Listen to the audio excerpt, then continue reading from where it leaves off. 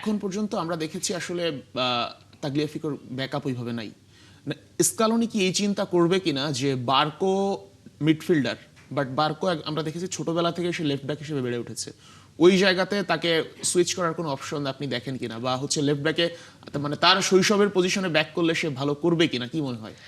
এই জায়গাটা নিয়ে আমি ফলো করতেছিলাম। স্কালোনির প্রেস কনফারেন্সে খুব ক্লিয়ারলি এই জায়গাতে একটা স্টেটমেন্ট দিচ্ছে যে বার্কো নিয়েই সে বলছে যে বার্কো খুবই অসাধারণ প্লেয়ার, বাট এক্স্যাক্টলি সে যে প্রোফাইলে ক্লাবে খেলে নিজেকে স্ট্যাবলিশ করছে, সো যদি বার্কোকে কনসিডার করতে হয় সে এক্স্যাক্টলি ওই প্রোফাইলের জন্যই কনসিডার করবে। এটা প্রেসে বলা স্কালোনির যে স্টেটমেন্ট, সেইটা অনুযায়ী যেটা বলা যায় যে এইটার চান্স মেবি কম, বিকজ ক্লাবেও সে লেফট ব্যাক হিসেবে খেলতেছে না।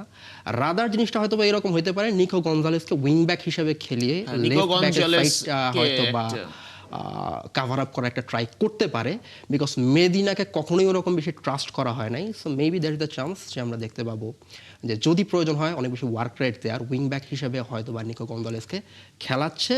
বাট আই রিয়েলি ডাউট যে এইটা স্টার্ট করানোর ক্ষেত্রে হবে কিনা। মেবি ইন গেমে আমরা সাব হিসাবে দেখতে পাবো, বাট দেখা যাক। বিগ ম্যাচে অ্যাকচুয়ালি আর্জেন্টিনার যেটা অনেক বেশি হয় যে এই টিমের সবচাইতে বড় ব্যাপার হচ্ছে ফ্লেক্সিবিলিটি, এবং যে কারণে দেখা যায় প্রত্যেকটা ম্যাচ ওয়াইজ স্কালোনি প্রচুর পরিমাণ চেঞ্জ করে based on opponent and everything.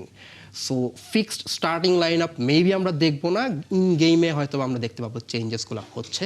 So that's one solution, যে যদি ক্রাইসিস মোমেন্ট আসে ওই জায়গাতে এবং অ্যাটাকিং আউটপুট দরকার হয় আমাদের, মেবি নিকো গঞ্জালেসকে আমরা দেখতে পারি যে লেফট উইং ব্যাক হিসাবে খেলাচ্ছে।